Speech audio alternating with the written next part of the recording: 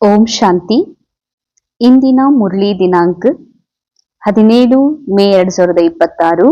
ಅವ್ಯಕ್ತ Murali revise course original date 11 February 2010.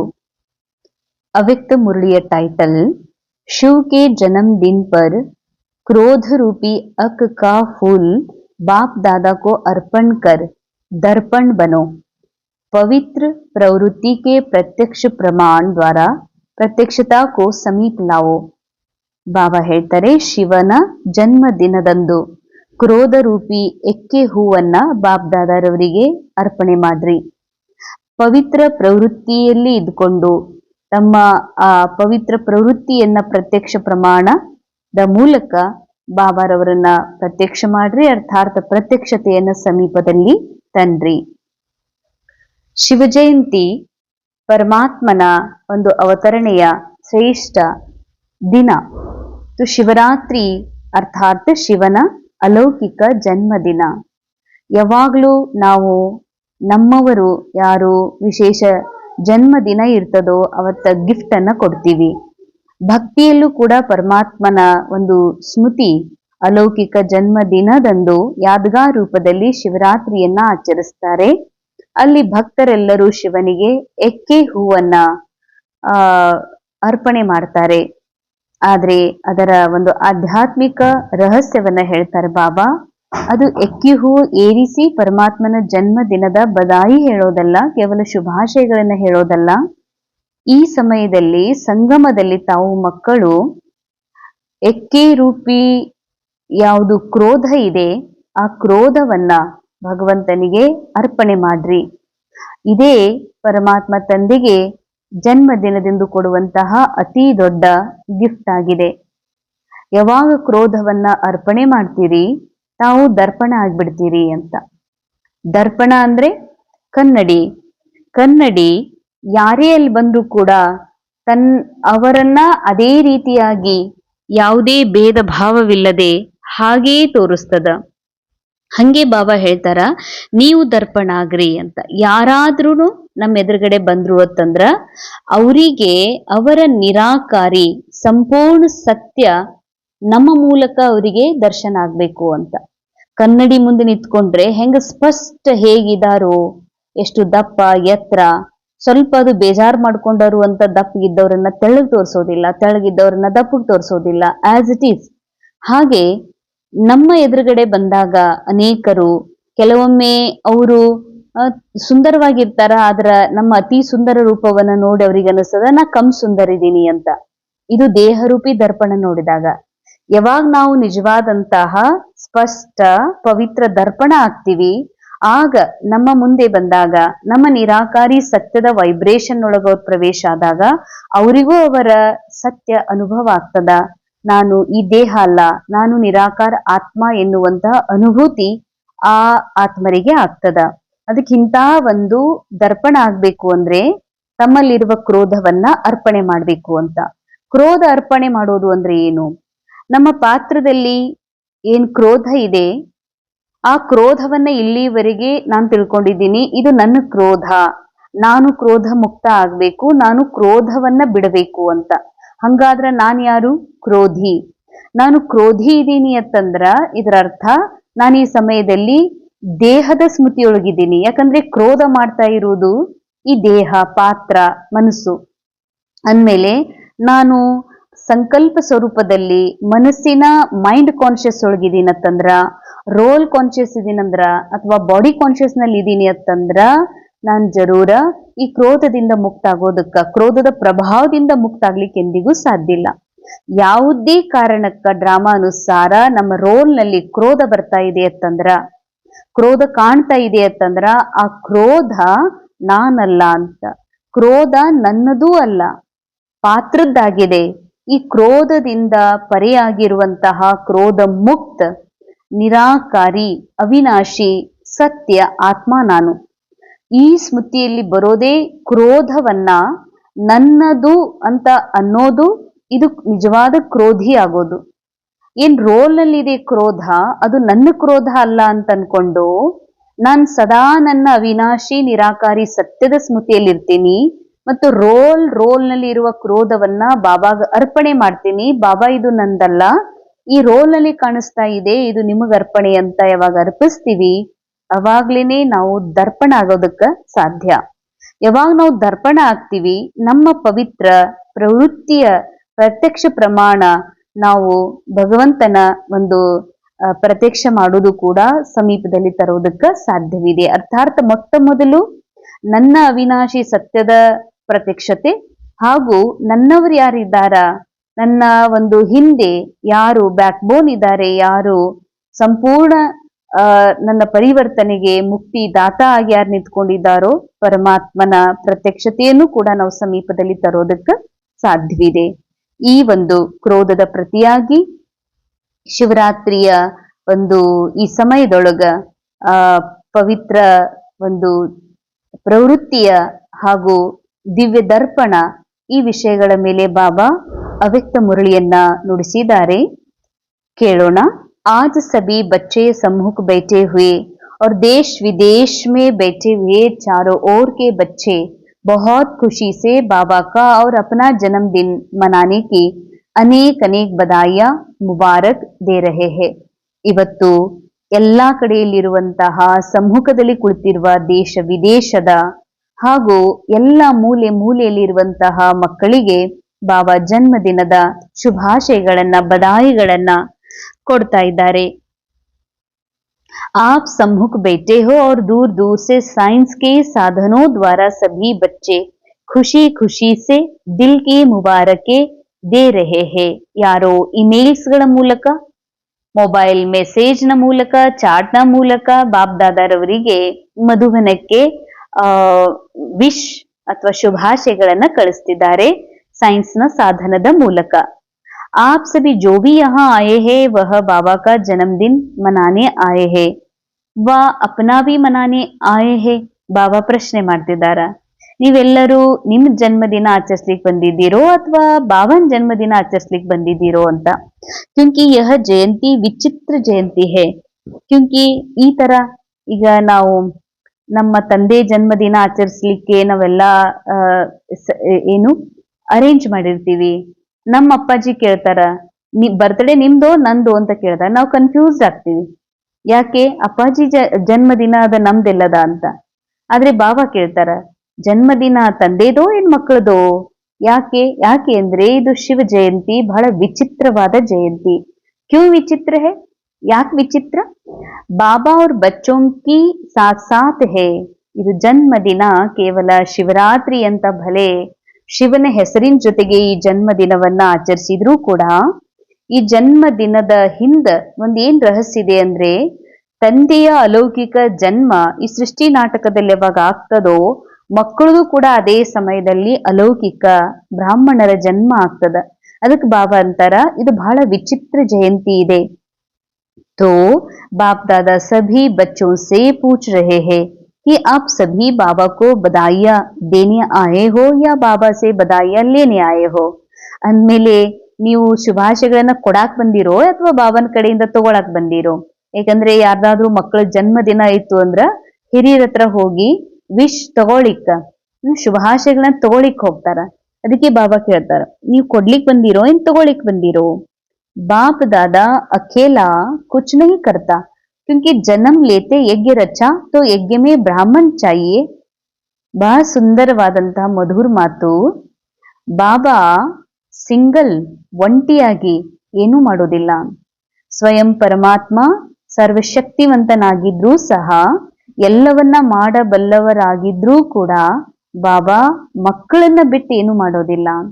ಅದಕ್ಕಾಗಿ ಬಾಬಾ ಯಜ್ಞವನ್ನ ರಚಿಸಿದ್ರು.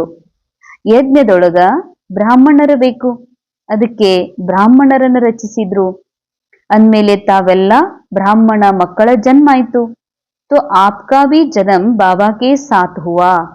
ಹೇಗೆ ಈ ಅಲೌಕಿಕ ಈಶ್ವರಿಯ ಜನ್ಮ ಪರಮಾತ್ಮನ ಈ ಅಲೌಕಿಕ ಜನ್ಮದ ಜೊತೆಯಲ್ಲಿ ಮಕ್ಕಳದು ಕೂಡ ಬ್ರಾಹ್ಮಣರ ಜನ್ಮ ಆಯ್ತು. इसका यादगार भक्ति में भी शिवरात्रि मनाते हैं, तो साथ में ಶಾಲಿಗ್ರಾಮों की भी पूजा होती है. ಅದಕ್ಕಾಗಿ ಇದೇ ಯಾದಗಾರವನ್ನ ಭಕ್ತಿ ಒಳಗ ಶಿವರಾತ್ರಿಯ ರೂಪದಲ್ಲಿ ಆಚರಿಸ್ತಾರೆ. ಅಂದ್ರೆ ಸಂಗಮ ಯುಗದಲ್ಲಿ ಆತ್ಮ ಪರಮಾತ್ಮನ ದಿವ್ಯ ಅಲೌಕಿಕ ಜನ್ಮದ ಪ್ರತಿರೂಪವಾಗಿ, ಯಾದಗಾರ್ ಸ್ಮರಣಾರ್ಥ ರೂಪವಾಗಿ ಮಹಾಶಿವರಾತ್ರಿಯ ಹಬ್ಬವನ್ನ ಆಚರಿಸಲಾಗ್ತದೆ. ಅದೇ ಕಾರಣಕ್ಕಾಗಿ ಶಿವನ ಶಿವಲಿಂಗದ ಪೂಜೆಯ ಜೊತೆಗೆ ಸಾಲಿಗ್ರಾಮಗಳು, ಚಿಕ್ಕ ಚಿಕ್ಕ ಶಿವಲಿಂಗಗಳು, ಅರ್ಥಾತ್ ಶಿವಲಿಂಗ ಅರ್ಥಾತ್ ಸಾಲಿಗ್ರಾಮಗಳ ಪೂಜೆನೂ ಕೂಡ ಮಾಡಲಾಗ್ತದೆ. अनेक अनेक सालिग्रामों को पूजते हैं, तो यह जयंती वंडरफुल जयंती है ना, इसलिए इस जयंती को हीरे तुल्य जयंती कहा जाता है. ಅದಕ್ಕಾಗಿ ಈ ಜಯಂತಿಗೆ ವಜ್ರ ಸಮಾನ ಜಯಂತಿ ಅಂತ ಹೇಳಲಾಗ್ತದೆ.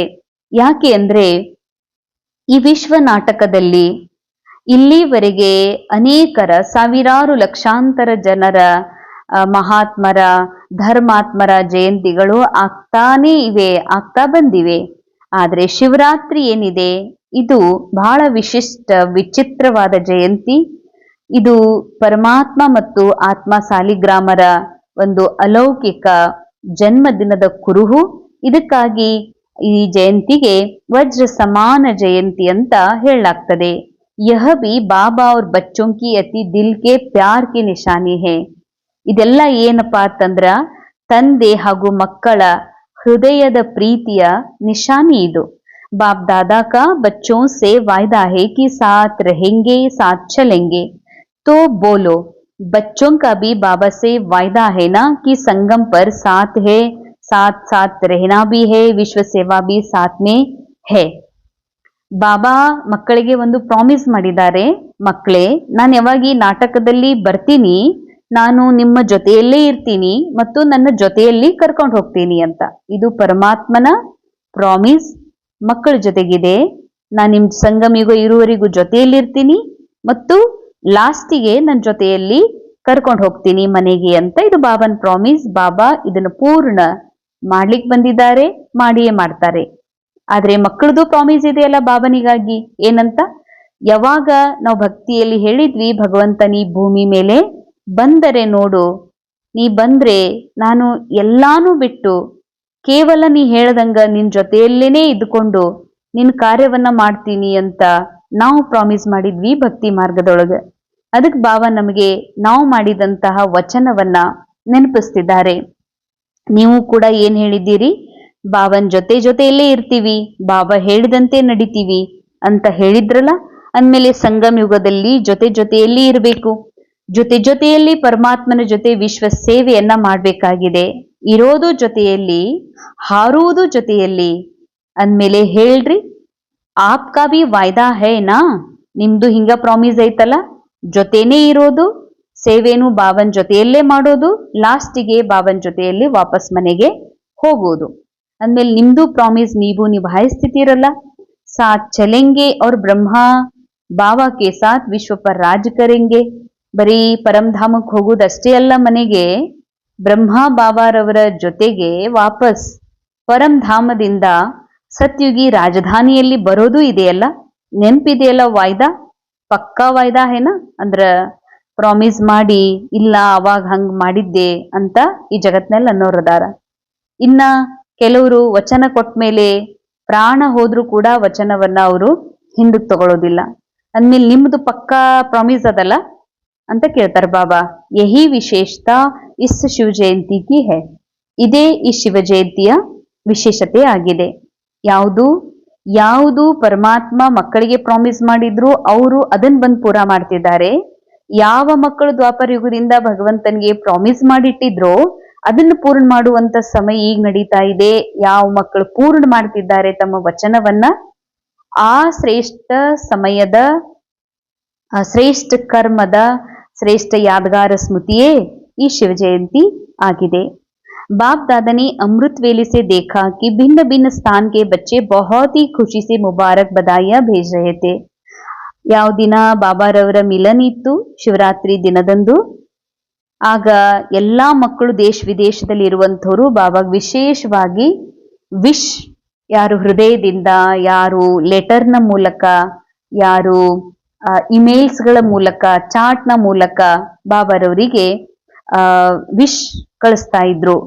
आप तो सभी सम्मुख बधाइयां दे भी रहे हो और ले भी रहे हो.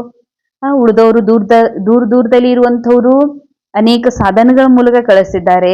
ಇನ್ನು ನೀವು ಮುಂದೆ ಕೂತ್ಕೊಂಡವರಂತೂ ಸನ್ಮುಖದಲ್ಲೇ ಇದ್ದೀರಲ್ಲ. ದೇನಾ और लेना साथ में है. ಕೊಡುವುದು ತಗೊಳ್ಳೋದು ಎರಡು ಜೊತೆ ಜೊತೆಯಲ್ಲಿ. कितने भाग्यवान भगवान के बच्चे हैं जो सम्मुख बर्थडे मना रहे हैं. ಕಿತ್ನಾ ಸುಂದರ್ ಮೀಟಿ ಮಹಾವಾಕ್ಯ. ಬಾಬಾ ಹೇಳ್ತಾರೆ, ಅರೆ ಎಷ್ಟು ಭಾಗ್ಯವಾನ್ ಮಕ್ಕಳಿದ್ದೀರಿ ನೀವು. ಭಗವಂತನ ಜೊತೆಗೆ ಎದುರು ಕುತ್ಕೊಂಡು ಜನ್ಮ ದಿನವನ್ನ ಆಚರಿಸ್ತೀರತ್ತಂದ್ರ ಎಷ್ಟು ಭಾಗ್ಯವಂತರು ಅಂತಾರ ಬಾಬಾ. ಸಮೂಹ ಅಂದ್ರೆ ಒಂದು ಎಲ್ಲಿ ಬಾಬಾನ ಅವತರಣೆ ಭೂಮಿ ಮಧುಬನ್ ಇದೆ, ಯಾರು ಸಾಕಾರದಲ್ಲಿ ಮಧುಬನ್ದಲ್ಲೇ ಬಂದು ಬಾಬಾನ ಎದುರುಗಡೆ ಡೈರೆಕ್ಟ್ ಆಗಿ ಆ ಜನ್ಮ ದಿನವನ್ನ ಸೆಲೆಬ್ರೇಟ್ ಮಾಡ್ತಾ ಇದ್ದಾರೆ. ಇದಕ್ ಬಾಬಾ ಹೇಳ್ತಾರೆ ಸನ್ಮುಖ. ಆಕ್ಚುಲಿ ಬಾಬಾ ನಿರಾಕಾರ ಬಾಬಾ ಯಾವಾಗ್ಲೂ ನಿರಾಕಾರಿ ಸೂಕ್ಷ್ಮ ಅರ್ಥದಲ್ಲಿ ಸನ್ಮುಖದ ಮಾತು ಹೇಳ್ತಾರೆ. ಸನ್ಮುಖ ಅಂದ್ರೆ ಇಲ್ಲಿವರೆಗೆ ನಾವು ಪರಮಾತ್ಮನನ್ನ ನೆನಪು ಮಾಡಿದ್ವಿ, ಭಕ್ತಿ ಮಾರ್ಗದಲ್ಲಿ ಪರಮಾತ್ಮನ ಸ್ಮರಣೆ ಮಾಡಿದ್ವಿ, ಆ ಸ್ಮರಣಾರ್ಥ ಯಾದಗಾರಗಳನ್ನ ಆಚರಿಸ್ತಾ ಬಂದ್ವಿ, ಇನ್ ಡೈರೆಕ್ಟ್ ಭಗವಂತನ ನೆನಪು ಮಾಡಿದ್ವಿ, ಮಿಲನ ಮಾಡಿದ್ವಿ. ಈಗ ಯಾವ ದಿನ ನನಗೆ ಪರಮಾತ್ಮನ ಸತ್ಯ ಪರಿಚಯವಾಯ್ತೋ, ಸತ್ಯ ಸ್ವರೂಪದ ಅರಿವಾಯ್ತೋ, ದರ್ಶನವಾಯ್ತೋ, ಅದಕ್ಕಂತಾರ ಸನ್ಮುಖ್. ಸನ್ಮುಖ್ ಅಂದ್ರೆ ಶಾರೀರಿಕವಾಗಿ ಮಧುಬಂದಲ್ಲೇ ಬಂದು ಬಾಬನ್ ಶರೀರದ ರೂಪದಲ್ಲಿ ನೋಡ್ತೀವಲ್ಲ, ಇದಷ್ಟೇ ಸನ್ಮುಖ ಅಲ್ಲ. ನಾನು ಎಲ್ಲೇ ಇರ್ಲಿ ಶಾರೀರಿಕ ಫಿಸಿಕಲ್ ಲೆವೆಲ್ ಒಳಗ, ನನ್ನ ಬುದ್ಧಿಯ ತ್ರಿನೇತ್ರದೊಳಗ ವಿಸ್ಡಮ್ ಒಳಗ ನನ್ನ ನಿರಾಕಾರಿ ಪರಮಾತ್ಮನ ಸತ್ಯ ಸ್ವರೂಪ ಸ್ಪಷ್ಟ ಇದೆ, ಎದುರುಗಡೆ ಇದೆ ಅಂತಂದ್ರ ಇದಕ್ಕಂತಾರ ಸನ್ಮುಖ. ಸನ್ಮುಖದಲ್ಲಿ ವಿಶ್ ಕೊಡೋರು, ವಿಶ್ ಅರ್ಥಾತ್ ಶುಭಾಶಯಗಳನ್ನ ತಗೋರಂಥವ್ರು ಎಷ್ಟು ಭಾಗ್ಯವಂತರು. ಯಾಕಂದ್ರೆ ಭಗವಂತನ ಮಕ್ಕಳು ಸನ್ಮುಖದಲ್ಲಿ ಬರ್ತ್ಡೇ ಆಚರಿಸ್ಕೊಳ್ತಿರತ್ತಂದ್ರ ನೀವು ಬಹಳ ಬಹಳ ಭಾಗ್ಯವಂತರು ಅಂತಾರ ಬಾಬಾ. ಸಭಿಕೆ ಚೆಹರೆ ಖುಷ್ನುಮಾ ಖುಷಿ ಮೇ ಉಡ್ತೆ ಹುಯೇ ದಿಖಾಯಿ ದೇ ರಹೆ ಹೇ. ಎಲ್ಲರ ಮುಖವು ಬಹಳ ಖುಷಿಯೊಳಗ ಹಾರುತ್ತಿರುವಂತೆ, ಅಂದ್ರೆ ಶರೀರ ಇರ್ಬೋದು ಕೆಳಗಡೆ, ಮನಸ್ಸು ಬುದ್ಧಿ ಎಲ್ಲರದು ಮೇಲೆ ಹಾರ್ತಾ ಇದೆ ಪರಂಧಾಮದೆಡೆಗೆ. ಹಾರೋದು ಅಂತಂದ್ರೆ ದೇಹ ಭಾನದಿಂದ ಪರೆ, ಈ ಡ್ರಾಮಾದ ಸ್ಮೃತಿಗಳಿಂದ ಪರೆಯಾಗಿರುವಂತಹ ಸ್ಥಿತಿ. ಅದನ್ನ ನೋಡಿ ಬಾಬಾ ಖುಷಿ ಆಗ್ತಾ ಇದೆ. एक तरफ बाप दादा बच्चों के भाग्य को देख रहे हैं और दूसरे तरफ भक्तों को भी देख रहे हैं. ಬಾಬಾ ಒಂದ್ ಕಡೆಗೆ ಮಕ್ಕಳನ್ನ ನೋಡ್ತಾ ಇದ್ದಾರೆ, ಇನ್ನೊಂದ್ ಕಡೆಗೆ ಬಾಬಾ ಭಕ್ತರನ್ನು ನೋಡ್ತಾ ಇದ್ದಾರ. वह अभी तक पुकार रहे हैं, आओ और आप साथ में मना रहे हो. ಬಹಳ ವಂಡರ್ಫುಲ್ ಆಗಿರುವಂತಹ ಬಹಳ ಸೂಕ್ಷ್ಮ ಗುಹ್ಯ ಮಾತು. ಬಾಬಾ ಹೇಳ್ತಾರೆ, ಭಕ್ತರದನು ಭಕ್ತಿ ಪ್ರೇಮ ಕಮ್ಮಿಲ್ಲ, ಆದ್ರೆ ಅವ್ರು ಇನ್ನೂ ಭಗವಂತ ಕರೀತಿದ್ದಾರ. ಅಂದ್ರೆ ನಮ್ ತಂದೆ ಬೇರೆ ಕಡೆ ಜಾಬ್ ಮಾಡ್ತಾ ಇದ್ರು, ವಿದೇಶಕ್ಕೆ ಹೋಗಿದ್ರು ಅಂದ್ರೆ ಅಪ್ಪಾಜಿ ಬನ್ರಿ ಅಂತೀವಿ. ಮನೆಯಲ್ಲೇ ನನ್ನ ಜೊತೆಯಲ್ಲಿ ಕೂತ್ಕೊಂಡಿರುವಂತಹ ಅಪ್ಪಾಜಿಗೆ ಅಪ್ಪಾಜಿ ಬರ್ತ್ಡೇ ಸೆಲೆಬ್ರೇಟ್ ಮಾಡುವುದಿದೆ ಬನ್ರಿ ಅಂತ ಅನ್ನಲ್ಲ, ಜೊತೆಯಲ್ಲದಾರ. ಹಂಗೆ ನೀವು ಜೊತೆಯಲ್ಲಿದ್ದುಕೊಂಡು ಸ್ವಯಂ ಭಗವಂತನನ್ನ ಅರ್ಥ ಮಾಡಿಕೊಂಡು ಪರಮಾತ್ಮನ ಜೊತೆ ಕೂಡಿ ಜನ್ಮ ದಿನವನ್ನ ಆಚರಿಸ್ತಿದ್ದೀರಿ. ಭಕ್ತರು ನೋಡ್ರಿ, ಭಗವಂತ ಭೂಮಿ ಮೇಲೆ ಬಂದ್ರೂ ಕೂಡ ಅವ್ರಿಗೆ ಗೊತ್ತಿಲ್ಲ ಅವ್ರ ಮೇಲ್ಗಡೆ ಇರುವಂತ ಭಗವಂತನನ್ನ ಕರೀತಾ ಇದ್ದಾರೆ, ಹೇ ಭಗವಂತ ನೀನ್ ಕೆಳಗಡೆ ಬಾ ಅಂತ. तो बाप दादा ने देखा भक्तों की अनुभूति भी कोई कम नहीं है. जो प्रैक्टिकल में आप कर रहे हो उसका यादगार रूप में कितनी अच्छी रीति से यादगार बनाया है. पूरा ಶಿವರಾತ್ರಿ ಭಕ್ತರೇನ್ ಸೆಲೆಬ್ರೇಟ್ ಮಾಡ್ತಾ ಇದ್ದಾರೆ, ಯಾವ ಏನೆಲ್ಲ ಆಚರಣೆಗಳನ್ನ ಆಚರಿಸ್ತಾ ಇದ್ದಾರೆ, ಅದ್ರ ಹಿಂದ ನೀವು ಸಂಗಮ್ ಯುಗದಲ್ಲಿ ಬಾಬನ್ ಜೊತೆಗೆ ಏನೆಲ್ಲ ಕರ್ಮವನ್ನ, ಶ್ರೇಷ್ಠ ಕರ್ಮವನ್ನ, ಸ್ಮೃತಿಗಳನ್ನ ಮಾಡ್ಕೊಂಡಿದ್ದೀರಿ, ಇದರ ಸ್ಮರಣಾರ್ಥವಾಗಿನೇ ಭಕ್ತರು ಶಿವರಾತ್ರಿಯನ್ನ ಆಚರಿಸ್ತಿದ್ದಾರೆ. आपने व्रत लिया तो उन्होंने भी व्रत का यादगार बनाया. ನೀವು ಸಂಗಮ್ ಯುಗದಲ್ಲಿ ವ್ರತ ಹಿಡಿತೀರಿ, ಅದಕ್ಕವರು ಭಕ್ತಿ ಮಾರ್ಗದಲ್ಲಿ ಶಿವರಾತ್ರಿಯ ದಿನ ವ್ರತ ಆಚರಿಸೋದನ್ನ ಶುರು ಮಾಡಿದ್ರು. वो एक दिन का या थोड़े समय के लिए व्रत रखते हैं, लेकिन आपने कौन सा व्रत रखा? सभी ने बाबा के आगे व्रत रखने का वचन लिया है ना। आपने बाबा से खुशी खुशी व्रत लिया है कि बाबा हम इस पूरे जन्म के लिए, ब्राह्मण जन्म के लिए व्रत धारण करेंगे। व्रत धारण किया है ना, कौन सा? ಪವಿತ್ರತಾ का. ಬಾಬಾ ಹೇಳ್ತಾರೆ, ಪೂರಾ ಯಾವಾಗ ನಾವು ಬಾಬನ್ ಮಗು ಆಗ್ತೀವಿ, ಸಂಗಮ ಯುಗದಲ್ಲಿ ನಮ್ಮ ಪಾರ್ಟ್ ಎಂಡ್ ಆಗುವವರೆಗೆ ನಾವು ಪ್ರಾಮಿಸ್ ಮಾಡಿದ್ದೀವಿ, ಬಾಬಾ ನಮ್ಮ ಪವಿತ್ರತೆಯ ವ್ರತವನ್ನ ನಾವೆಂದಿಗೂ ಕೂಡ ಬ್ರೇಕ್ ಮಾಡೋದಿಲ್ಲ. ಈ ಸಂಗಮ ಯುಗದ ಬ್ರಾಹ್ಮಣ ಜೀವನ ಇರುವವರೆಗೂ ನಾವು ಪವಿತ್ರರಾಗಿರ್ತೀವಿ ಅಂತ. ನೀವು ಇಡೀ ಜೀವನವನ್ನೇ ವ್ರತ ಹಿಡಿದಿರಿ. ಈ ವ್ರತದ ಯಾದಗಾರವಾಗಿ ಶಿವರಾತ್ರಿಯ ದಿನದಂದು ಅವರು ಒಂದು ದಿವಸಕ್ಕಾಗಿ ಅಥವಾ ಅರ್ಧ ದಿನಕ್ಕಾಗಿ, ಅರ್ಧ ದಿನ ಅಂತಂದ್ರೆ ಮುಂಜಾನೆಯಿಂದ ರಾತ್ರಿವರೆಗೆ, ಕೆಲವರು 24 ತಾಸು ವ್ರತವನ್ನ ಹಿಡಿತಾರೆ. ಎದ್ರದ್ದು? ಪವಿತ್ರತೆ ವ್ರತ. एक जन्म का व्रत लिया है, लेकिन एक जन्म पवित्रता का व्रत 21 जन्म चलेगा. ನೀವು ಸಂಗಮ ಯುಗದಲ್ಲಿ ಒಂದು ಜನ್ಮ ವ್ರತ ಹಿಡಿತೀರಿ, ಆದ್ರೆ ಇದು 21 ಜನ್ಮ ಈ ವ್ರತದ ಫಲ ಸಿಗ್ತದೆ. वह थोड़े समय के लिए खाने पीने का व्रत लेते.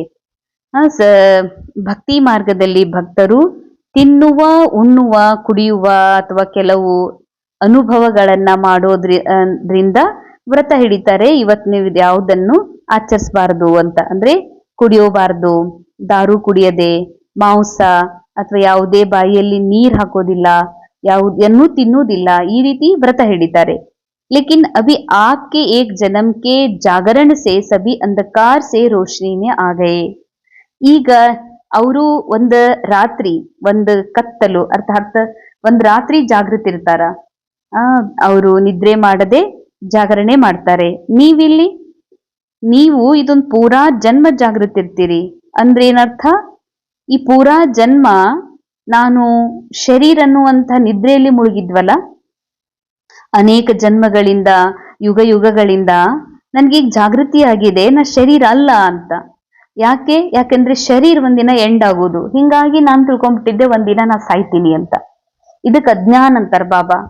ಈಗ ನಮಗ್ ಗೊತ್ತಾಗಿದೆ, ನಾನು ಎಂದಿಗೂ ಸಾಯೋದಿಲ್ಲ, ನಂದು ಅಂತಿಲ್ಲ, ನಂದು ಕರಗೋದಿಲ್ಲ, ಕೊನೆ ಆಗೋದಿಲ್ಲ ಅಂತ. ಅನಂತ ಇದೀನಿ, ಅವಿನಾಶಿ ಇದೀನಿ ಅನ್ನುವಂಥ ಜಾಗೃತಿ ಬಂದಿದೆ. ಈ ನಿಮ್ದು ಇದು ಒಂದು ಜನ್ಮ ಪೂರಾ ನೀವು ಜಾಗೃತಿ ಇರ್ತೀರಿ. ಇದನ್ನೇ ಭಕ್ತರು ಶಿವರಾತ್ರಿ ಒಳಗ ಒಂದು ರಾತ್ರಿ, ಅಂದ್ರೆ ನಾವು ಈ ಕಲಿಯುಗ ರಾತ್ರಿಯೊಳಗ ಇದೊಂದು ಜನ್ಮ ಜಾಗೃತಿ ಇರೋದನ್ನ ಭಕ್ತಿಯಲ್ಲಿ ಅವರು ಒಂದು ರಾತ್ರಿ ಜಾಗರಣೆ ಮಾಡೋದನ್ನ ಆಚರಿಸ್ತಾರೆ. ತೋ ಅಭಿ ಆಪ್ನೆ ಈ ಒಂದು ಜನ್ಮದಲ್ಲಿ ಜಾಗೃತಿ ಇದ್ರೆ 21 ಜನ್ಮ ನೀವು ಸದಾ ಜಾಗೃತರಾಗಿ ಇರ್ತೀರಿ ಅಂತ, ಅಂದ್ರೆ ಆತ್ಮಸ್ಮೃತಿಯಲ್ಲಿ ಇರ್ತೀರಿ. अभी आपने ऐसा जागरण किया है जो सारी विश्व आपके जागरण से जागती ज्योति रहेगी. ಎಷ್ಟು ಸುಂದರವಾದಂತಹ ಮಧುರ ಮಹಾವಾಕ್ಯ, ಎಷ್ಟು ಸುಂದರವಾದಂತಹ ಮಹಾವಾಕ್ಯ ಬಾಬಾ ಹೇಳ್ತಾರೆ. ಇದೊಂದು ಜನ್ಮ ನೀವು ಜಾಗೃತ ಆಗ್ತೀರಿ, ಅರಿವು ಬರ್ತದ, ನಾ ದೇಹ ಅಲ್ಲ, ಸಾಯೋದಿಲ್ಲ, ನಂದು ಅಂತಿಲ್ಲ, ನಾ ವಿನಾಶಿ ಇದ್ದೀನಿ ಅಂತ. ಅದಕ್ಕೆ ನೀವು ಜಾಗೃತ ಆದ್ರ ಇಡೀ ವಿಶ್ವ ನಿಮ್ಮಿಂದ ಜಾಗೃತ ಜ್ಯೋತಿ ಆಗ್ಬಿಡ್ತಾರ ಅಂತ. ನಿಮ್ಮ ಜಾಗರಣೆಯಿಂದ ಇಡೀ ಜಗತ್ತು ಜಾಗೃತ ಆಗ್ತಾರ. ಮುಂದೊಂದಿನ ನಿಮ್ಮ ಅಜ್ಞಾನದ ನಿದ್ರೆಯೊಳಗ ಇಡೀ ಜಗತ್ತೇ ಅಜ್ಞಾನದ ನಿದ್ರೆಗೆ ಮುಳುಗ್ತದೆ. ಅಂದ್ರೆ ಇದು ಸಮಯ ಯಾವುದು? ಅಜ್ಞಾನದ ನಿದ್ರೆಯಲ್ಲಿ ಮುಳುಗಿರುವಂತವರನ್ನ ಪರಮಾತ್ಮ ಬಂದು ಜಾಗೃತ ಮಾಡ್ತಾರ. ನೀವು ಜಾಗೃತ ಆದ್ರೆ ಇಡೀ ಜಗತ್ತೇ ಜಾಗೃತ ಆಗ್ತದೆ. कोई भी दुख अशांति का अंधकार नहीं रहेगा. ಅಂಡರ್ಲೈನ್, ಬಹಳ ಸೂಕ್ಷ್ಮ ಮಹಾವಾಕ್ಯ. ದುಃಖ, ಅಶಾಂತಿ ಇದು ನಮ್ ಕೇವಲ ಅಜ್ಞಾನ ಮಾತ್ರ. ಈ ಜಗತ್ನ್ಯಾಗ ದುಃಖನೂ ಇಲ್ಲ, ಅಶಾಂತಿನೂ ಇಲ್ಲ ಅಂತ. ನನ್ನ ದುಃಖ, ನನ್ನ ಅಶಾಂತಿ, ನನ್ನ ಮನಸ್ಸಿಗೆ ಕೆಟ್ಟಾಗೈತಿ, ನನಗ್ ತಾಪಾಗೈತಿ ಅನ್ನೋದು ಕೇವಲ ಒಂದು ಭ್ರಮೆ ಮಾತ್ರ. ಯಾಕೆ ಅಂದ್ರೆ ಆತ್ಮ ಸುಖ ದುಃಖದಿಂದ ಪರೆ ಅನಂತ ಇದೆ, ಅವಿನಾಶಿ ಇದೆ. ಈ ಸುಖ ದುಃಖ ಪಾತ್ರದಲ್ಲಿದೆ, 3D ಡೈಮೆನ್ಷನಲ್ ಮೂವಿ ಒಳಗಿದೆ. ನಮ್ಗೆ ಹಿಂಗ ಅನಿಸ್ತದಲ್ಲ, ನನ್ನ ಐಡೆಂಟಿಟಿ, ನನ್ನ ಒಂದು ಗುರುತು ಈ ಶರೀರದ ಜೊತೆಗೆ ಮಾಡ್ಕೊಂಡಿರೋದ್ರಿಂದ ಹೀಗನಿಸ್ತಾ ಇತ್ತು. ಶರೀರದ ದುಃಖ, ಶರೀರದ ಅಶಾಂತಿ ಇದು ನನ್ನ ಅಶಾಂತಿ ಅಂತ ನನ್ಗೆ ಅನುಭವ ಆಗ್ತಿತ್ತು. ಅದಕ್ ಬಾಬಾ ಅಂತಾರ, ದುಃಖ ಅಶಾಂತಿ ಕೇವಲ ಕತ್ತಲೆ ಮನಸ್ಸಿನ ನಿಶಾನಿ ಅದು. ಅದಕ್ಕೆ ಎಲ್ಲಿ ಕತ್ಲಿದೆಯೋ, ಎಲ್ಲಿ ಜ್ಞಾನದ ಕೊರತೆ ಇದೆಯೋ ಅಲ್ಲಿ ಮನಸ್ಸಿಗೆ ದುಃಖ ಅನಿಸ್ತದ. ಆ ಮನಸ್ಸಿಗೆ ಅಶಾಂತ ಅನಿಸ್ತದಲ್ಲಿ, ಅಲ್ಲಿ ಅಶಾಂತಿ ಅದ, ದುಃಖದ ಅಂತಂದ್ರೆ ಅಲ್ಲಿ ಅಜ್ಞಾನ ಇದೆ. ಆದ್ರೆ ಬಾಬಾ ಹೇಳ್ತಾರೆ, ಸಂಗಮ ಯುಗದಲ್ಲಿ ನೀವು ಈ ರೀತಿ ಜಾಗೃತ ಆಗ್ತೀರಿ, ಅಂಧಕಾರ ಅನ್ನೋದು, ಕತ್ಲ್ ಅನ್ನೋದು ಅಂಶ ಮಾತ್ರನೂ ಇರುವುದಿಲ್ಲ ಅಂತ. तो बोलो आपने सारे विश्व को अंधकार से रोशनी में लाया है.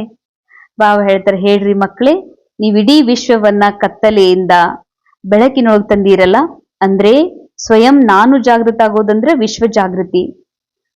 ಯಾಕೆಂದ್ರೆ ಇಡೀ ವಿಶ್ವ ನನ್ನ ಮನಸ್ಸಿನ ಸಂಕಲ್ಪದಿಂದ ಸೃಷ್ಟಿಯಾಗಿದೆ.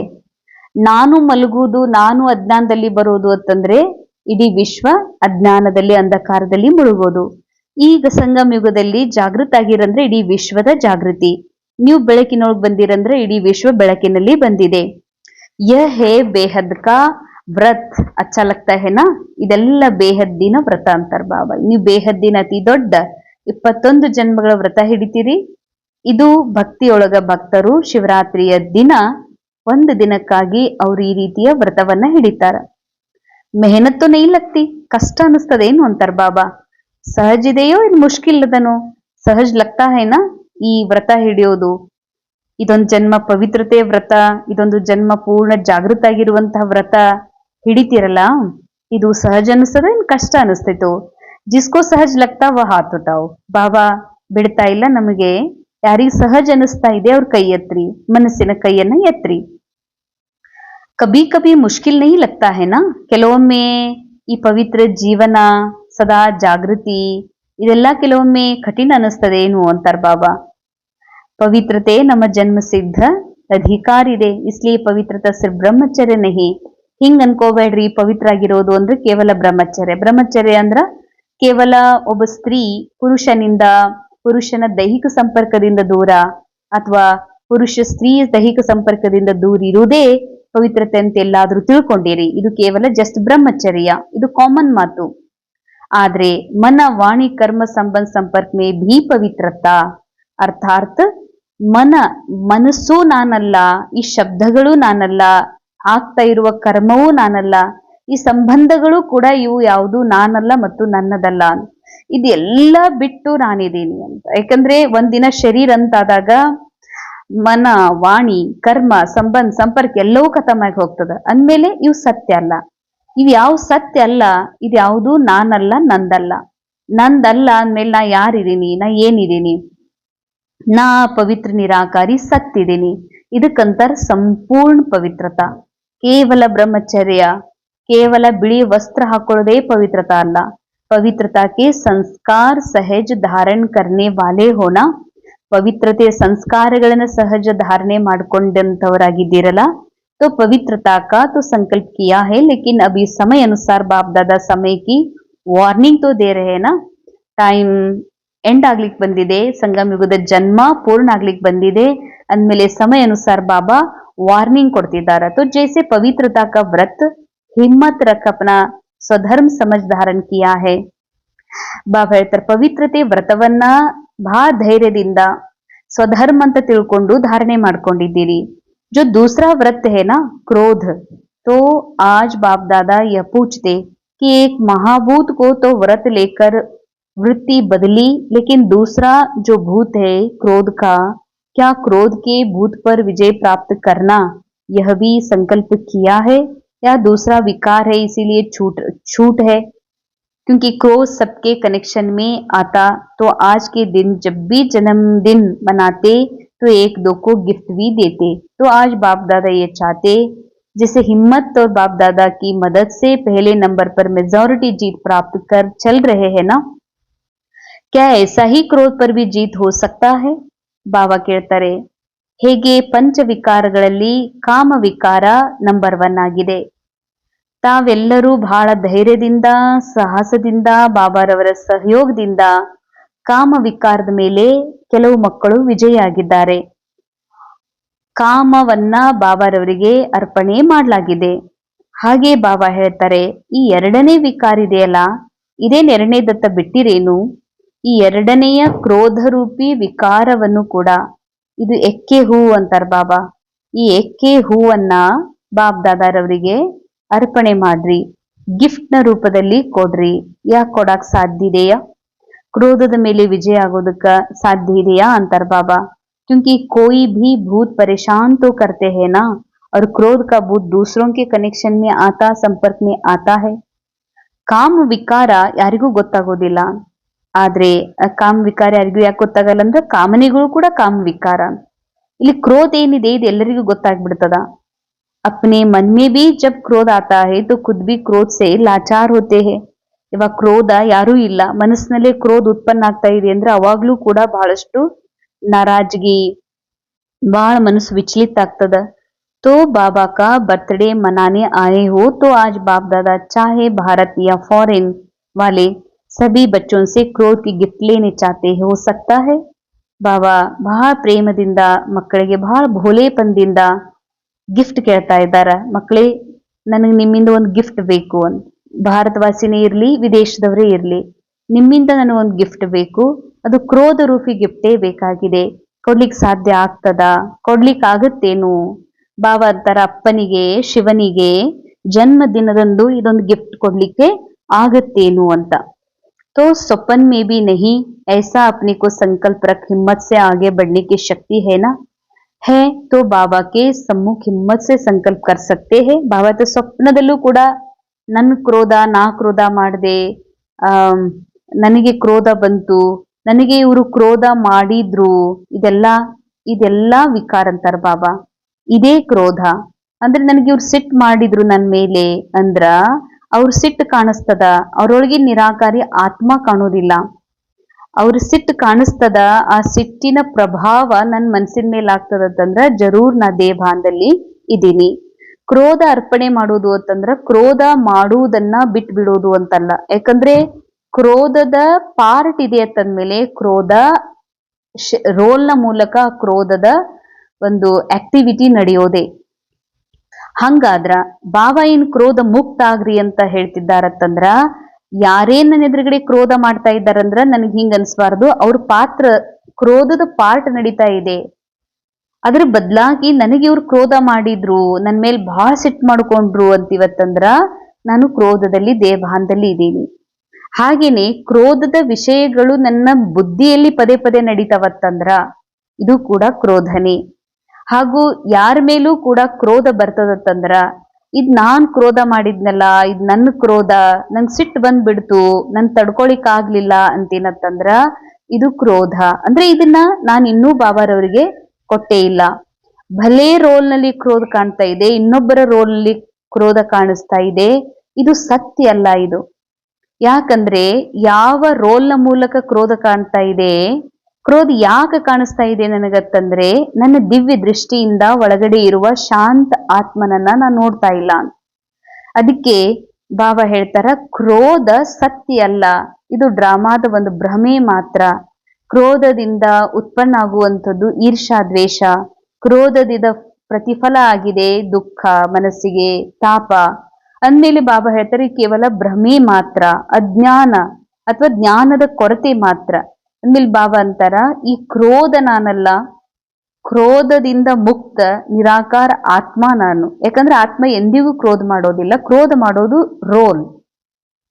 ಬಾಬಾ ಹೇಳ್ತಾ, ಯಾವಾಗ ರೋಲ್ ಅಂತ ತಿಳ್ಕೊತೀನಿ, ನಾ ಕ್ರೋಧ ಮಾಡ್ದೆ ಅಥವಾ ನನ್ ಕ್ರೋಧ ಬಂತು, ನನ್ ತಡ್ಕೊಳಿಕ್ ಆಗುದಿಲ್ಲ, ನಂಗ್ ಸಿಟ್ಟು ಬಂದ್ಬಿಡ್ತದ ಅಂತ ಬರ್ತದ.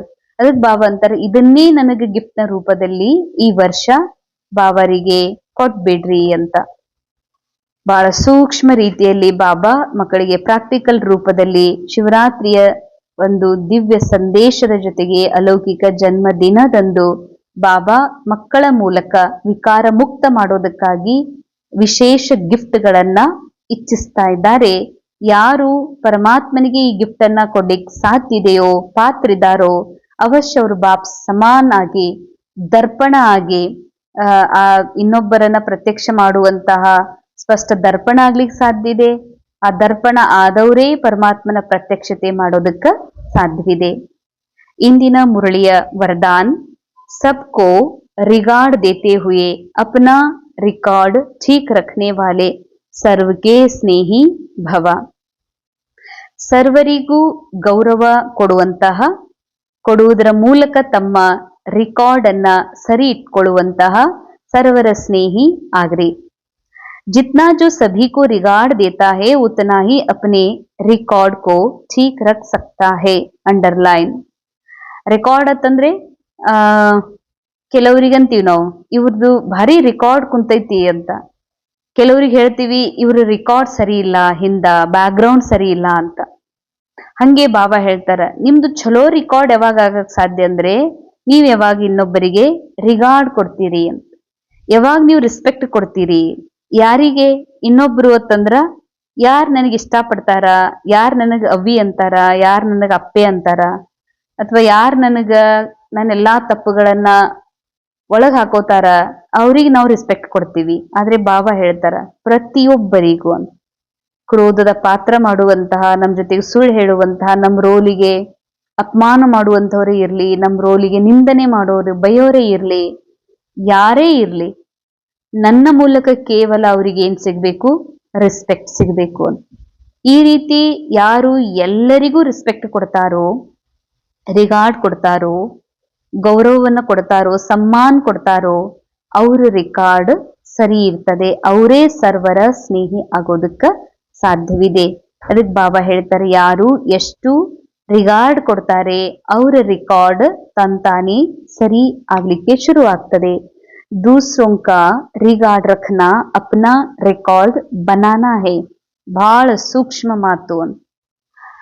ಅನೇಕರದಾರ, ಕೆಲವು ಅಕ್ಕಂದ್ರು ಮಾತೇರಿ ಸೇರುವುದಿಲ್ಲ, ಕೆಲವು ಮಾತೇರು ಅಕ್ಕಂದ್ರು ಸೇರಲ್ಲ, ಕೆಲವು ಅಕ್ಕಂದ್ರು ಕುಮಾರಿಯರು ಸೇರಲ್ಲ, ಕುಮಾರಿಯರು ಮಾತೇರಿ ಸೇರಲ್ಲ, ಅಣ್ಣಂದ್ರ ಅಕ್ಕಂದ್ರಿ ಸೇರಲ್ಲ, ಅಕ್ಕಂದ್ರ ಅಣ್ಣಂದ್ರಿ ಸೇರಲ್ಲ, ಸ್ತ್ರೀ ಪುರುಷ ಸೇರಲ್ಲ, ಬಡವ್ರು ಶ್ರೀಮಂತರಿ ಸೇರಲ್ಲ, ಶ್ರೀಮಂತರು ಬಡವರಿ ಸೇರಲ್ಲ. ಇಲ್ಲ, ಬಾಬಾ ಹೇಳ್ತಾರೆ ಅವ್ರು ಯಾರೇ ಇರ್ಲಿ ರೋಲ್ ಅನ್ನ ನೋಡದೆ, ಅವರ ಪಾತ್ರವನ್ನ ನೋಡದೆ, ಅವರ ಕರ್ಮವನ್ನ ನೋಡದೆ, ಅವರ ನಿರಾಕಾರಿ ಆತ್ಮ ಸತ್ಯವನ್ನ ನೋಡಿ ನಾನು ಪ್ರತಿಯೊಬ್ಬರಿಗೂ ರಿಗಾರ್ಡ್ ಕೊಡ್ತೀನಂತಂದ್ರ ತಮ್ಮ ರೆಕಾರ್ಡ್ ಅನ್ನ ಸರಿ ಇಟ್ಕೊಳ್ಳೋದು ಅಂತ. ತಮ್ಮ ರೆಕಾರ್ಡ್ ಸರಿ ಮಾಡ್ಕೊಳ್ಳಿಕ್ಕೆ ಏನೂ ಮಾಡ್ಬೇಕಾಗಿಲ್ಲ, ಎಲ್ಲರಿಗೂ ಪ್ರೇಮದಿಂದ ಕ್ಷಮಿಸಿ ಅವರಿಗೆ ರಿಗಾರ್ಡ್ ಕೊಡೋದನ್ನ, ರೆಸ್ಪೆಕ್ಟ್ ಕೊಡೋದನ್ನ ಕಲ್ತಿರಿ ಅಂತಂದ್ರೆ ನಿಮ್ ರೆಕಾರ್ಡ್ ಸರಿ ಆಗ್ತದಂತಾರ ಬಾಬಾ. जैसे यज्ञ के मददगार बनना ही मदद लेना है, वैसे रिगार्ड देना ही रिगार्ड लेना है. ಬಹಳ ಬಹಳ ಅತಿ ಸೂಕ್ಷ್ಮವಾಗಿರುವಂತಹ ಸೂಕ್ಷ್ಮ ಮಾತು, ಮಹಾವಾಕ್ಯಗಳು. ಯಜ್ಞಕ್ಕೆ, ಬಾಬಾರವರ ಯಜ್ಞಕ್ಕೆ, ಬಾಬಾ ಕೊಡ್ತಾ ಇರುವಂತ ಜ್ಞಾನಕ್ಕೆ ಸಹಯೋಗ ಕೊಡ್ತಿರತ್ತಂದ್ರ ಇದೇ ಸಹಯೋಗ ತಗೊಳ್ಳೋದು. ಬಾಬನ್ ಕಡೆ ತಗೋಬೇಕು ಅಂದ್ರ ಬಾಬನ್ ಯಜ್ಞಕ್ಕೆ ಕೊಡ್ಬೇಕಾಗ್ತದ. ಯಾಕಂದ್ರೆ ಯಜ್ಞದಿಂದ ಏನೇ ಸಿಗ್ಬೇಕು ಅನ್ನಗಿನತ್, ಯಜ್ಞದಿಂದ ಏನೇ ಪ್ರಾಪ್ತಿ ಆಗ್ಬೇಕಂದ್ರ, ಯಜ್ಞದಿಂದ ಏನಾದ್ರೂ ನನಗ ಫಲಿಸ್ಬೇಕು ಅಂದ್ರ ಫಸ್ಟ್ ಯಜ್ಞಕ್ಕ ಸಹಯೋಗಿ ಆಗ್ಬೇಕಾಗ್ತದ. ಆದ್ರೆ ಯಜ್ಞಕ್ಕೆ ಒಂದು ಸರಿ ಸಹಯೋಗಿ ಆಗುವುದಂದ್ರೆ ಅನೇಕ ಬಾರಿ ಪಡ್ಕೊಳ್ಳೋದು. ಆದ್ರೆ ಸಹಯೋಗ ಕೊಟ್ಟಾಗ್ಲೇನೆ ನಾವು ಸಹಯೋಗ ತಗೊಳಿಕ್ ಸಾಧ್ಯ. ಅದೇ ರೀತಿ ರಿಗಾರ್ಡ್ ಕೊಡದೆ ರಿಗಾರ್ಡ್ ಸಿಗಲ್ಲ ಅಂತಾರ ಬಾಬಾ. ಗೌರವ ಕೊಡದೆ ನಮಗ್ ಗೌರವ ಸಿಗಾಕ ಸಾಧ್ಯ ಇಲ್ಲ. एक बार देना और अनेक बार लेने के हकदार बन जाना. ಅಂಡರ್ಲೈನ್. ಇನ್ನೂ ಬಹಳ ಸೂಕ್ಷ್ಮ ಮಾತು. ನಾವು ಒಂದ್ಸರಿ ಒಬ್ಬರಿಗೆ ಒಂದ್ಸರಿ ರೆಸ್ಪೆಕ್ಟ್ ಕೊಡ್ತೀವಿ, ಹೃದಯದಿಂದ ಅವರಿಗೆ ಗೌರವಿಸ್ತೀವಿ ಅಂತಂದ್ರ, ಗೌರವಿಸುದು ಅಂದ್ರೆ ಕೊರಳಾಗ ಶಾಲ್ ಹಾಕುದಂತಲ್ಲ, ಅವರನ್ನ ಅವ್ರು ಹೇಗೆ ಇರ್ಲಿ ಅವ್ರನ್ನ ಆತ್ಮರೂಪದಲ್ಲಿ ನೋಡ್ತೀನಿ. ಅವರನ್ನ ನಾನು ಜಡ್ಜ್ ಮಾಡುವುದಿಲ್ಲ, ಇವ್ರು ಹಿಂಗಿರ್ಬೇಕಾಗಿತ್ತು ಹಿಂಗಿರಬಾರ್ದಾಗಿತ್ತು ಅಂತ ಜಡ್ಜ್ ಮಾಡುವುದಿಲ್ಲ. ಅವರನ್ನ ಸೀನಿಯಾರಿಟಿ ಜೂನಿಯಾರಿಟಿ ಮತ್ತ ಸ್ತ್ರೀ ಪುರುಷನ ರೂಪದಲ್ಲಿ ಭೇದ ಭಾವ ಮಾಡೋದಿಲ್ಲ. ಅರ್ಥಾತ್ ಅವರನ್ನ ನಿರಾಕಾರಿ ಆತ್ಮರೂಪದಲ್ಲಿ ನೋಡಿ ನಾನು ಅವರನ್ನ ಎಕ್ಸೆಪ್ಟ್ ಮಾಡ್ಕೋತೀನಂತಂದ್ರ ಇದು ರಿಗಾರ್ಡ್ ಕೊಡೋದು. ರಿಗಾರ್ಡ್ ಕೊಡುದು ಅಂದ್ರೆ ಬಾಬಾ ಹೇಳ್ತಾರೆ ಅನೇಕ ಬಾರಿ ರಿಗಾರ್ಡ್ ತಗೊಳಕ್ ನೀವು ಹಕ್ಕದಾರ ಆಗ್ತೀರಿ. वैसे कहते हैं ना, छोटों को प्यार और बड़ों को रिगार्ड दो. ಲೌಕಿಕನಲ್ಲಿ ಒಂದು ಮಾತಿದೆ, ಸಣ್ಣ ಮಕ್ಕಳಿಗೆ ಪ್ರೀತಿ ಕೊಡ್ಬೇಕು, ದೊಡ್ಡವರಿಗೆ ಗೌರವ ಕೊಡ್ಬೇಕು ಅಂತ ಹಿಂಗೊಂದು ನಾನುಡಿ ಇದೆ. जो सभी को बड़ा समझकर रिगार्ड देते हैं वह सबके स्नेही बन जाते. ಲೌಕಿಕನಾಗ ಏನಿದೆ, ಚಿಕ್ಕ ಮಕ್ಕಳಿಗೆ ಪ್ರೀತಿ ಕೊಡ್ಬೇಕಂತ, ದೊಡ್ಡವರಿಗೆ ಗೌರವ ಕೊಡ್ಬೇಕು. ಬಾಬಾ ಏನ್ ಹೇಳ್ತಾರ ಅದಕ್ಕಿಂತ ಒಂದ್ ಹೆಜ್ಜೆ ಮುಂದೆ, ನೀವು ಅವ್ರನ್ನ ಚಿಕ್ಕವ್ರಂತ ನೋಡ್ಬೇಡ್ರಿ. ನಮಗನಿಸಿದ ಸಣ್ಣ ಹುಡುಗಿ ಸಣ್ಣ ಹುಡುಗ, ಕುಮಾರ ಕುಮಾರಿ, ಸಣ್ಣ ಪಾಪು ಅಂತ ಬಾಬಾ ಹೇಳ್ತಾರ ಅವ್ರು ಸಣ್ಣವ್ರಂತ ನೋಡ್ಬ್ಯಾಡ್ರಿ, ನೀವು ಎಲ್ಲರಿಗೂ ದೊಡ್ಡವ್ರಂತ ತಿಳ್ಕೊರಿ. ಯಾಕೆ? ದೊಡ್ಡವ್ರು ಯಾರು? ಆತ್ಮ. ನಾ ಆತ್ಮನಿಗೆ ರಿಗಾರ್ಡ್ ಕೊಡ್ತಿದ್ ನನ್ ಮೇಲೆ ನಾ ಶರೀರ ಯಾಕೆ ನೋಡ್ಬೇಕು ಇವ್ರಿನ ಚಿಕ್ಕವ್ರದಾರಂತ ಅಂದ್ಮೇಲೆ ಎಲ್ಲರನ್ನ ದೊಡ್ಡವ್ರಂತ ತಿಳ್ಕೊಂಡ್ರಿ ರಿಗಾರ್ಡ್ ಕೊಟ್ರಿ ಅಂತಂದ್ರ ಅವರೇ ಎಲ್ಲರ ಸ್ನೇಹಿ ಆಗೋದಕ್ಕ ಸಾಧ್ಯ. ಇಸ್ಕೆ ಲಿಯೆ ಹರ್ ಬಾತ್ ಮೇ ಪೆಹ್ಲೆ ಆಪ್ ಕಾ ಪಾಠ್ ಪಕ್ಕಾ ಕರೋ. ಈ ರೀತಿ ಎಲ್ಲರ ಸ್ನೇಹಿ ಆಗ್ಬೇಕಂದ್ರ, ಎಲ್ಲರಿಗೂ ಗೌರವ ಕೊಡ್ಬೇಕತ್ತಂದ್ರ ಒಂದ್ ಪಾಠ ಪಕ್ಕಾ ಮಾಡ್ಕೊಡ್ರಿ, ಮೊದಲ್ ತಾವು ಅಂತ. ಮೊದಲ್ ತಾವು ಅಂತಂದ್ರ ಏನೋ ಒಂದು ಸೀಟ್ ಮೇಲೆ ಕೂಡುವುದಿದೆ, ನನ್ಗೇನೋ ಸಮ್ಮಾನ್ ಸಿಗೋದಿದೆ, ಅದ್ರದೆಲ್ಲ ಕ್ರೆಡಿಟ್ ನನಗೆ ಪಾತ್ರ ಆಗೋದಿದೆ ಅಂತಂದ್ರ ನೀನೇ ಮೊದಲು ಅದನ್ನ ತಗೋಬೇಡ, ಆ ಕ್ರೆಡಿಟ್ ನೀನೇ ತಗೊಳಿಕ್ ಹೋಗ್ಬೇಡ. ಮೊದ್ಲು ನೀವು ಇದೆಲ್ಲ ನೀವು ಮಾಡಿದ್ರಿ ಅಂತ ನೀವು ಸೇರ್ ಮಾಡಿ. ಈಗ ಯಾರೋ ಹೇಳ್ತಾರೆ ಥ್ಯಾಂಕ್ಸ್ ಅಂತ, ಅಥವಾ ನೀವಿಷ್ಟೆಲ್ಲ ನೀವೇ ಇವ್ರ ಮಾಡಿದ್ ನೋಡು, ಇದಕ್ಕೆಲ್ಲ ಇದು ಪ್ರೋಗ್ರಾಮ್ ಅರೇಂಜ್ ಮಾಡಿದ್ದೀವ್ರೆ, ಅಥವಾ ಇದನ್ನೆಲ್ಲ ಅಡಿಗೆ ಮಾಡಿದ್ದೀವ್ರೆ ಅಂತಂದಾಗ ಅವಾಗ ಜರೂರ್ ನೀವ್ ಅದನ್ನ ಕ್ರೆಡಿಟ್ ಸೀದಾ ಸ್ವೀಕಾರ ಮಾಡ್ಬೇಡ್ರಿ ಅಂತಾರ ಬಾಬಾ. ಹೌದ್ ನಾನೇ ಮಾಡಿದ್ದು ಅಂತ. ಯಾಕಂದ್ರ ಅಲ್ಲಿ ಇನ್ನೂ ಅನೇಕರದಾರ, ಇಲ್ಲ ಇವ್ರು ಮಾಡಿದ್ದು ಅಂತ ಹೇಳ್ತಿರಲ್ಲ, ಇದು ಬಹಳ ಗೌರವಕ್ಕ ಪಾತ್ರ ಆಗೋದು ಅಂತ. तो स्लोगन, बाप दादा की मिली हुई शिक्षाएं समय पर याद आना ही तीव्र पुरुषार्थ है. अंडरलाइन. ಬಾಪ್ ದಾದಾರ ಮೂಲಕ ಯಾವ ಶಿಕ್ಷಣ ನಮಗೆ ಪ್ರಾಪ್ತ ಆಗಿದೆ, ಆ ಶಿಕ್ಷಣ ಕೇವಲ ಪುಸ್ತಕದಲ್ಲಿ, ನೋಟ್ಬುಕ್ನಲ್ಲಿ, ಕೇವಲ ಬುದ್ಧಿಯಲ್ಲಿ ಕುತ್ಕೊಂಡ್ರ ಆಗದು. ಸಮಯ ಅನುಸಾರ ಆ ಮಾತು ನೆನಪಿಗೆ ಬರಬೇಕು ಅಂತ. ಸಮಯ ಅನುಸಾರ ಬಾಬಾರವರ ಆ ಶಿಕ್ಷಣ, ಬಾಬನ್ ಆ ಒಂದು ಆಜ್ಞೆ, ಆ ವಚನಗಳು ನನಗೆ ಕರ್ಮದಲ್ಲಿ ನೆನಪಿಗೆ ಬರ್ತದತ್ತಂದ್ರ, ಅದ್ರ ಅನುಸಾರ ನಾನು ಪ್ರಾಕ್ಟಿಕಲ್ನಲ್ಲಿ ತರ್ತೀನತ್ತಂದ್ರ ಇದಕ್ಕನೇ ತೀವ್ರ ಪುರುಷಾರ್ಥ ಅಂತ ಹೇಳಲಾಗ್ತದೆ. ತೀವ್ರ ಪುರುಷಾರ್ಥ ಅಂದ್ರೆ ಕೇವಲ ಬೆಳಿಗ್ಗೆ ಎದ್ದೆ ನಾನು ಯೋಗ ಮಾಡಿದೆ ಪವರ್ಫುಲ್, ಇಡೀ ದಿನ ಏನೋ ಏರುಪೇರು, ಒಟ್ಟೆ ನಾನು ಅಟೆನ್ಷನ್ ಕೊಡೋದಿಲ್ಲ, ಅಥವಾ ಯಾವಾಗ ಬಟ್ಟಿ ಇರ್ತದ ಅವಾಗ ವಿಶೇಷ ಅಟೆನ್ಷನ್ ಕೊಟ್ಟು ಬಟ್ಟಿ ಮಾಡಿದೆ, ಆಮೇಲೆ ಅನೇಕ ತಿಂಗಳುಗಳವರೆಗೆ ನನ್ ಗಮನನೇ ಕೊಡೋದಿಲ್ಲ ಅಂದ್ರೆ ಇದು ತೀವ್ರ ಪುರುಷಾರ್ಥ ಅಲ್ಲ. ತೀವ್ರ ಪುರುಷಾರ್ಥ ಅಂದ್ರೆ ಪ್ರತಿ ಕ್ಷಣ ಬಾಬನ್ ಶಿಕ್ಷಣ ನನಗೆ ನೆನಪಿಗೆ ಬರಬೇಕು. ಆ ವ್ಯಕ್ತಿ ಶಾರೆ सदा अचल अडोल एक रस स्थितिया अनुभव माड्री. जो ऑल राउंड सर्विस करने वाले हैं उन्हें विशेष इस बात का ध्यान रखना है कि कैसी भी परिस्थिति में अपनी स्थिति एक रस रहे तब सफलता मिलेगी. बहुत सुंदर मीठी महावाक्य. ಬಾಬಾ ಹೇಳ್ತಾರೆ, ಯಾರಿಗೆ ಆಲ್ರೌಂಡ್ ಸರ್ವಿಸ್ ಮಾಡ್ಬೇಕಾಗಿದೆ ಅಂದ್ರೆ ಎಲ್ಲಾ ರೀತಿಯ ಸೇವೆಯಲ್ಲಿ ತೊಡಗಬೇಕಾಗಿದೆ ತಮಗ್ ತಾವು, ಅರ್ಥಾತ್ ಸಂಗಮ್ ಯುಗದಲ್ಲಿ ಭಗವಂತನ ಮಹಾನ್ ಕಾರ್ಯದೊಳಗ ಎಲ್ಲಾ ರೀತಿಯ ಸಹಯೋಗ, ಎಲ್ಲಾ ರೀತಿಯ ಪಾತ್ರ ಅಭಿನಯ ಮಾಡ್ಬೇಕಾಗಿದೆ. ಅಂದ್ರೆ ನಾ ಭಾಷಣ ಮಾಡೋದಷ್ಟೇ ನನ್ನ ಕೆಲಸ ಹಿಂಗಿಲ್ಲ, ನಾ ಭಾಷಣನೂ ಮಾಡ್ತೀನಿ, ಪಾತ್ರೆನೂ ತೊಳಿತೀನಿ. ಆಲ್ ರೌಂಡರ್ ಭಗವಂತನ ಮಹಾನ್ ಕಾರ್ಯದಲ್ಲಿ ನಾ ಆಲ್ ರೌಂಡ್ ಸೇವಾದಾರಿ ಆಗ್ಬೇಕು ಅಂದ್ರೆ ನಾ ತನ್ ಸೇವಾನೂ ಮಾಡ್ತೀನಿ, ಮನ್ ಸೇವಾನೂ ಮಾಡ್ತೀನಿ, ಸೂಕ್ಷ್ಮ ಸೇವಾನೂ ಮಾಡ್ತೀನಿ, ಅಥವಾ ಸ್ಥೂಲ ಸೇವಾನೂ ಯಜ್ಞದ ಸೇವೆ ಮಾಡಬೇಕು. ಎಲ್ಲಾ ರೀತಿಯ ಸೇವೆಯಲ್ಲಿ ನಾನು ತೊಡಗಬೇಕು ಅಂತಂದ್ರ ವಿಶೇಷ ಒಂದ್ ಮಾತು ಗಮನ ಕೊಡ್ರಿ ಅಂತಾರ ಬಾಬಾ.